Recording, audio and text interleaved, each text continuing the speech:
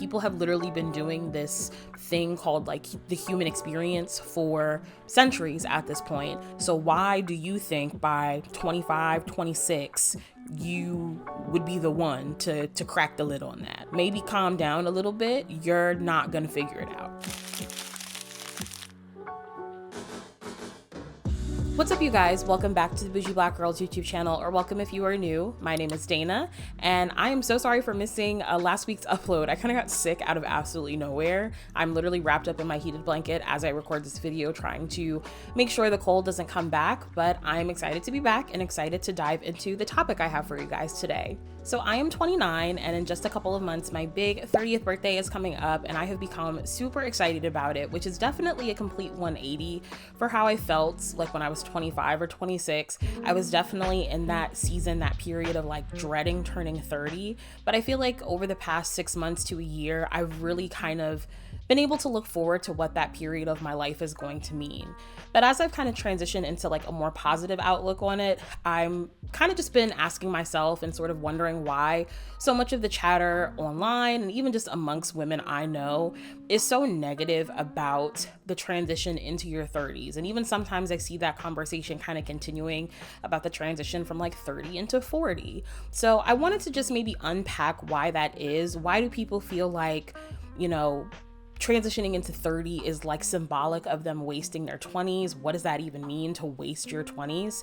And maybe how, we, and certainly I, am trying to and continuing to shift my mindset around what this new period and this new chapter of adulthood is going to mean for me in the long run. So if that sounds good for you, definitely give this video a thumbs up, subscribe, and let's just dive right in. So like any zillennial, I was born in 95, kind of place me wherever you want.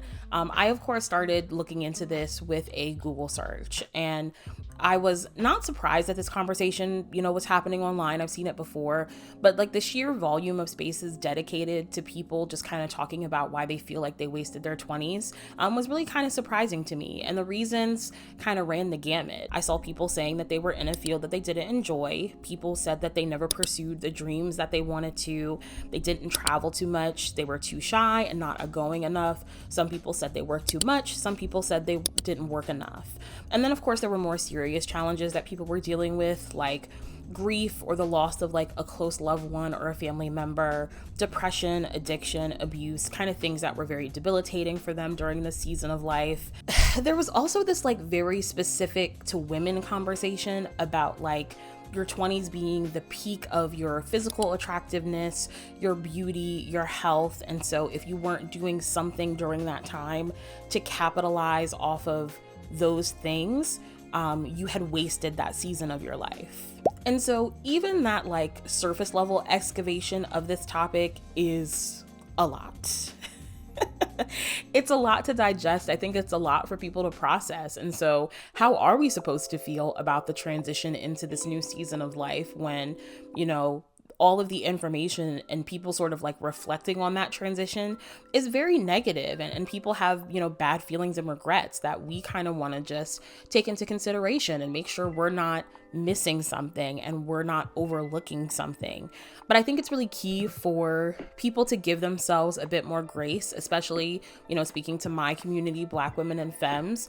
I think we are very hard on ourselves historically because society has been very hard and unforgiving on us. But maybe, just maybe, we should all take a breath. Something that I often have to remind myself is that this is my first time living. This is my first time kind of going through these experiences and figuring out how to be a person. And people have literally been doing this thing called like the human experience for centuries at this point, and they have not cracked the code. So why do you think by 25, 26, you would be the one to crack the lid on that? Okay, maybe calm down a little bit. You're not gonna figure it out. However, I do think that there is a lesson to be learned in what you have done in life up to this point so far. So maybe 21 to 20 29 didn't look exactly the way you planned, how are you going to take the lessons that you learned in that period of your life and apply them to 30 to 39 in a way that is going to make you feel a bit more fulfilled when you look back at the next decade of your life? I used to hate when people gave me this advice as a kid because it was so cheesy, but I really don't think anything is a waste of time. Like, all of your experiences are valuable as long as you learn something from it. We've all seen that like Einstein definition of insanity being like repeating the same thing over and over again and expecting different results. I truly believe that now in this period of my life. So as long as I can sort of reflect on the mistakes I've made and use them to inform a better future, you know, I can be cool with what transpired in the past. It doesn't mean it was fun going through it at the time, and it doesn't mean that I look back on that season of my life like, oh my God, it was so beautiful and it was so wonderful and valuable. No, it was pretty crappy. I did not have a good time, but I can at least sort of see the value and the lesson in it, if that makes sense. I also think it's super important for everyone, but I specifically kind of want to speak to women here, to start to sort of dissect and unpack the myth and the lie of having it all and having it all figured out. I think a few years back when Michelle Obama had released one of her books, she was on tour, and I saw a clip of her that I'll try to insert here, kind of talking about the myth of like, you can have it all, and how it's very unrealistic, and it's very sort of like a self-serving and a self-sabotaging mentality to have. It's become an interesting mantra in the minds of particularly women.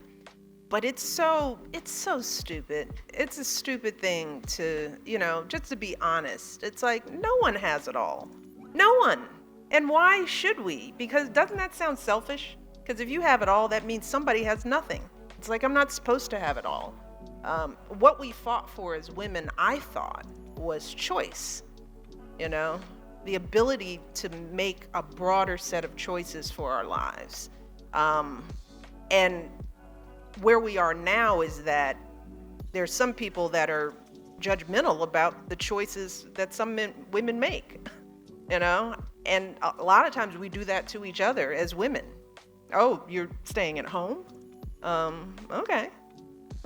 That's nice, I guess. Oh, you're working? Well, who's taking care of your kids?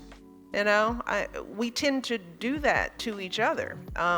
And for me, I had to come to that realization because trying to get it all just drives you crazy. And I really wish that as a young woman, somebody would have kind of sat me down and said to me, hey, when it comes to the buckets of life, career, friendships, romantic relationships, life experiences, you're not going to be able to pursue all of them at the same time. And so you're going to need to prioritize what's important to you.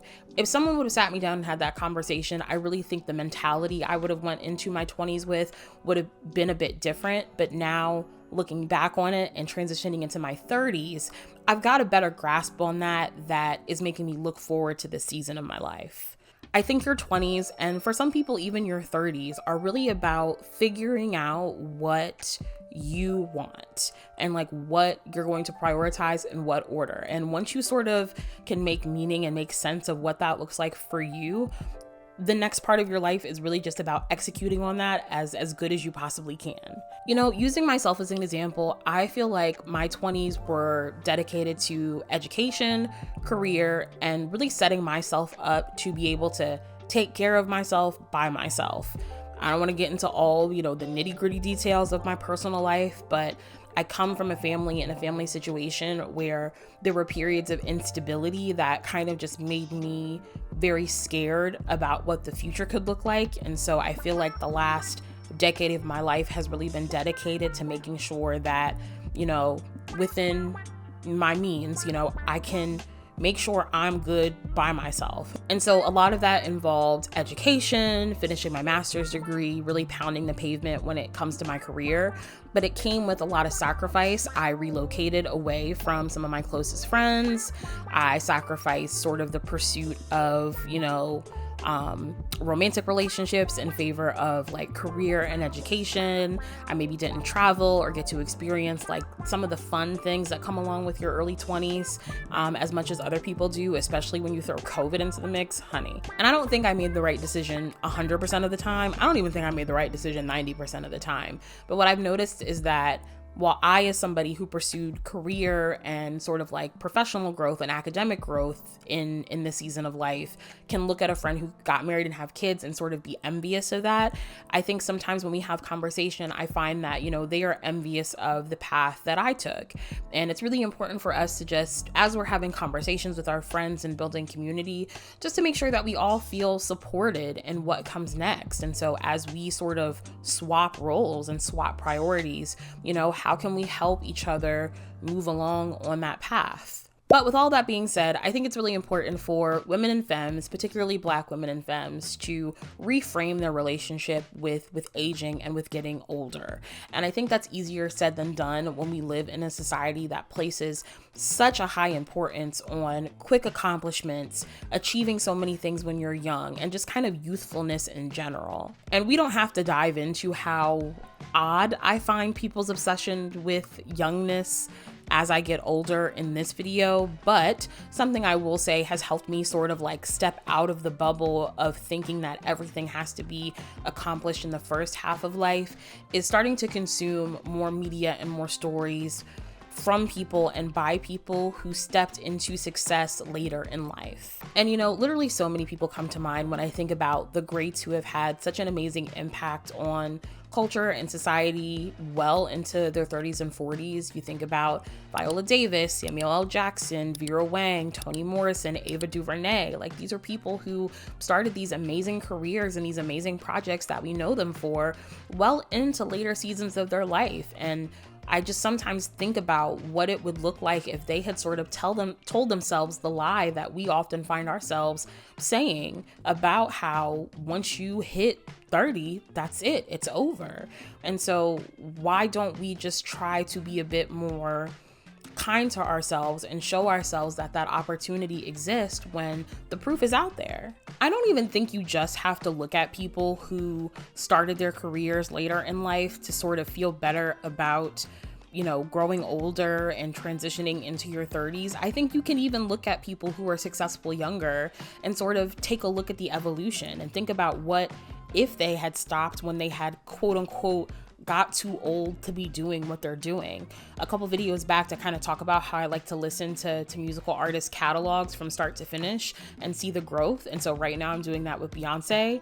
And I think about, like, you know, what if she had stopped at 30? What if she was like, oh, too old, I've aged out of the industry, and just sort of halted? You know, we wouldn't have gotten some of the projects and the pieces that she's most known for. And I think even a few years back, I saw a girl on TikTok sort of say something similar. Like, if you were a Beyonce album, where would you be in your life right now? And so you've had successes, you know, you may have had your Dangerously in Love era, you may have had your B-Day era, but don't stop before you put out Lemonade. Don't stop before you put out Renaissance and Cowboy Carter. Like, come on, like, you have things to do. And so I kind of try to reflect on my life about what that looks like for me. Maybe I'm at 4 right now. Maybe I'm at I am Sasha Fierce, or I am at 4, somewhere in that little bucket. And I'm definitely not going to stop because I want to continue to grow and evolve. And when I do hit my Renaissance season, y'all won't be able to say a thing to me.